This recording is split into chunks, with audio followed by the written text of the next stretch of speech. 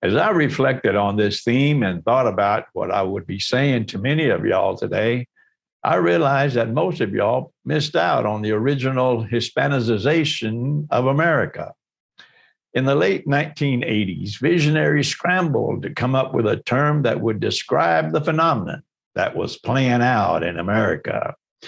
Everything Hispanic was catching on in America. Gloria Estefan and the Miami Sound Machine were dominating the music world, and everybody was dancing to the conga. Andy Garcia seemed to be appearing in every movie imaginable. Westerns, comedies, The Godfather, musicals. Wherever there was a screen, Andy was on it. Colombian writer Gabriel Garcia Marquez was awarded the Nobel Prize for Literature.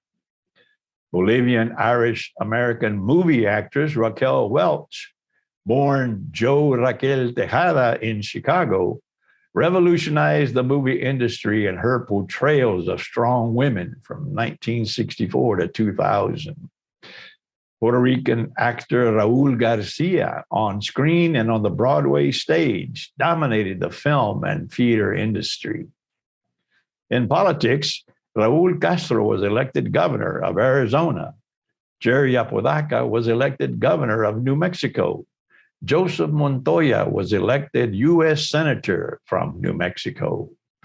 Roberto Clemente was the best player in Major League Baseball.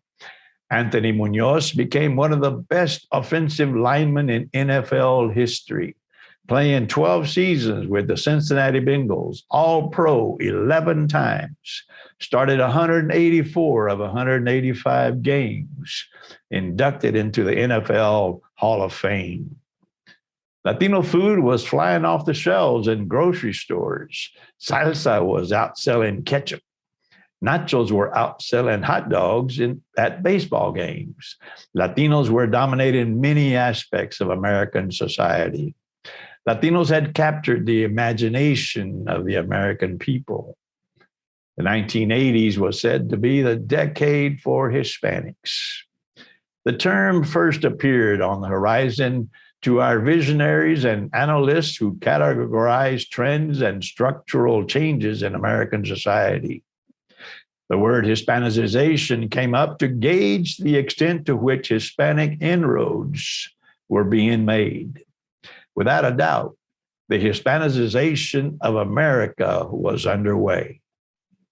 40 years later, we're talking about a different level of Hispanicization. Artistically, we're everywhere. J-Lo and Shakira have taken the music world by storm.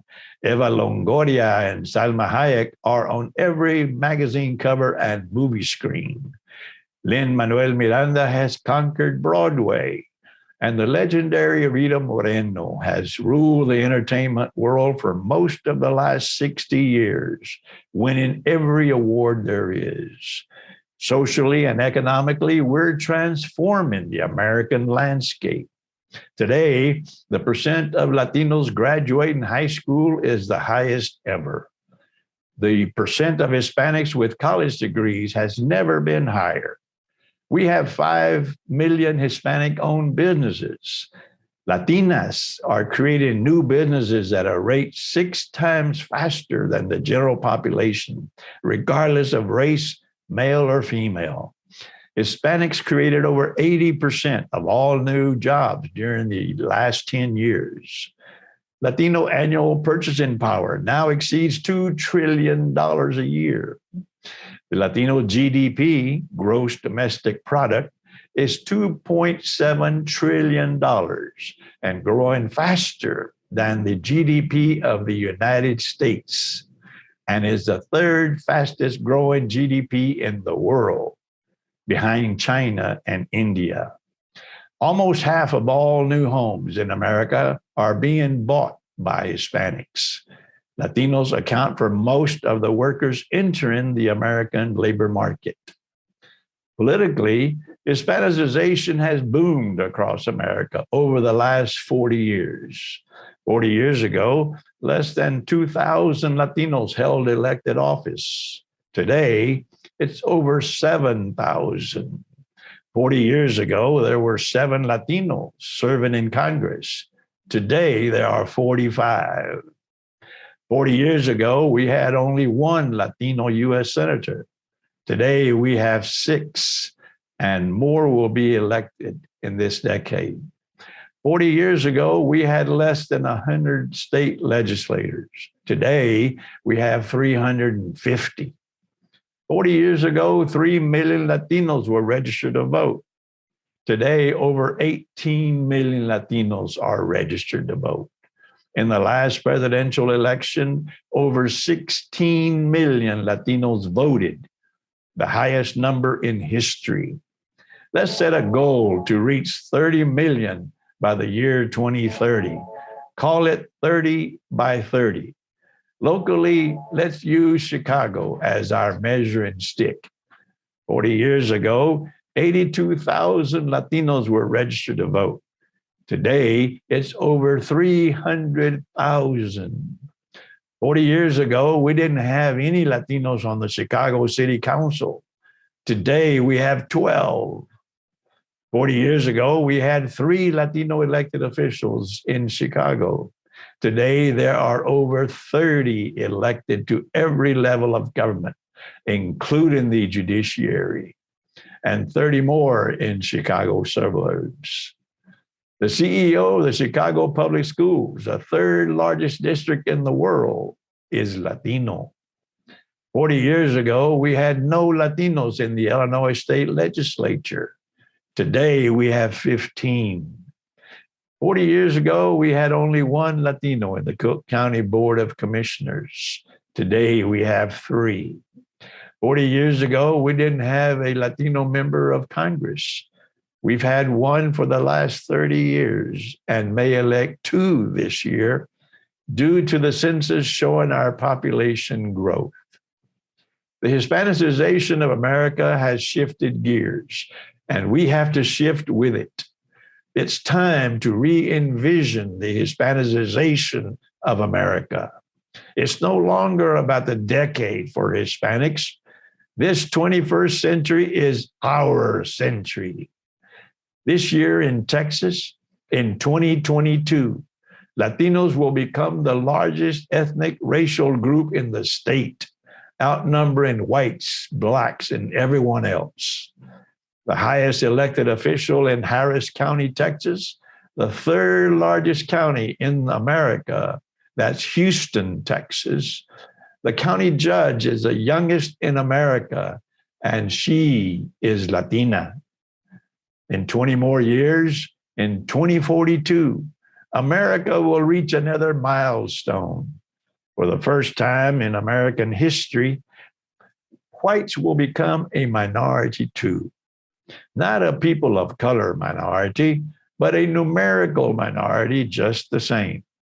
For the first time in history, no ethnic or racial group will comprise a majority in America. There will never be another majority group in America until Hispanics become the new majority. Today's young Hispanic families will comprise and help create America's new majority.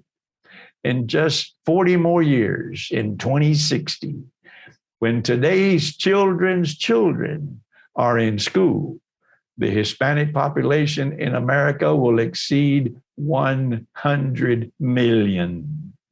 That's bigger than the total combined population of 33 states in America today. Our job today is to get America ready for them. They are here. In the lifetime of today's children's children, America will become the most powerful Spanish-speaking country in the world. Can't you just see it? Just envision the Hispanicization of America in all its majestic glory. There is a God. Let's get America ready for them.